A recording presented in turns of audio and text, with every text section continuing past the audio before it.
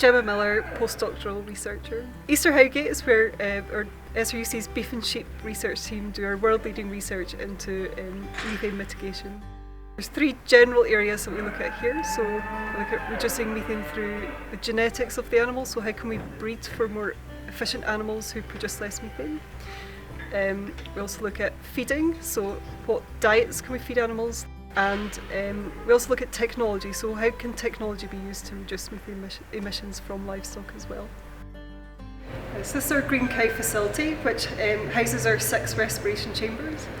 Our respiration chambers are designed to house one beef animal, so we can measure the methane emitted from one animal at a time.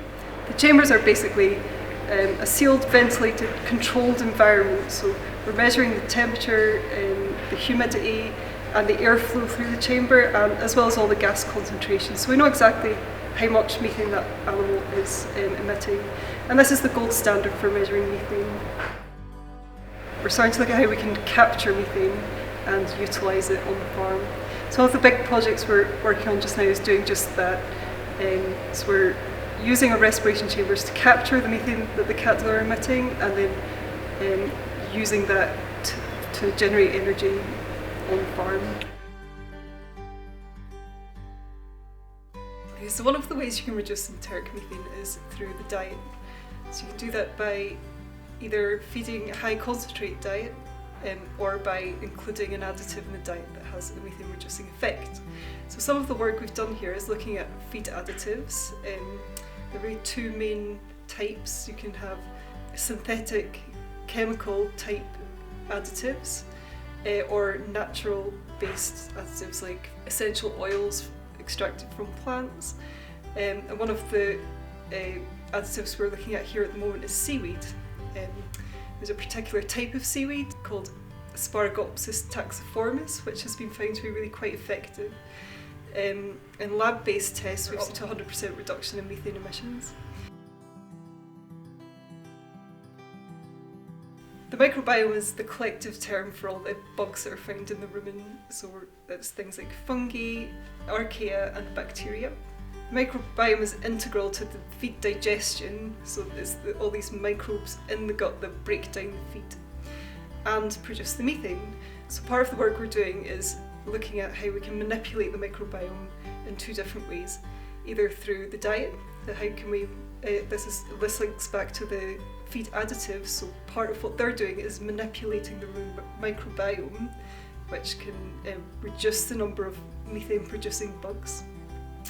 But also through genetics, so there is a component of the microbiome that is inherited from the animal's parents, and part of the work we're doing here is looking at can we breed for the optimum microbiome, how much of that diversity of the microbiome or how much of that methane producing ability of the microbiome is passed down from the animal's sire, and can we breed for that optimum microbiome by selecting sires that have a lower methane producing microbiome.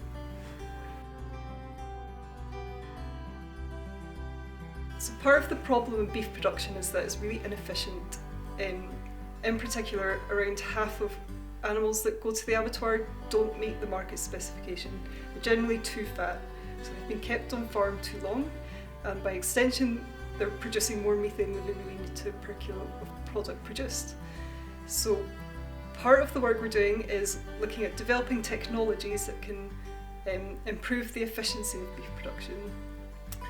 So one of the projects we're doing is looking at predicting carcass traits in the live animal using 3D imaging technology. So we have an automated weigh platform with a water trough where the animals can come have a drink, and at the same time we're getting their weight and a 3D image. So we'll collect those 3D images over a period of 3 months and build up a picture as the animal approaches slaughter age.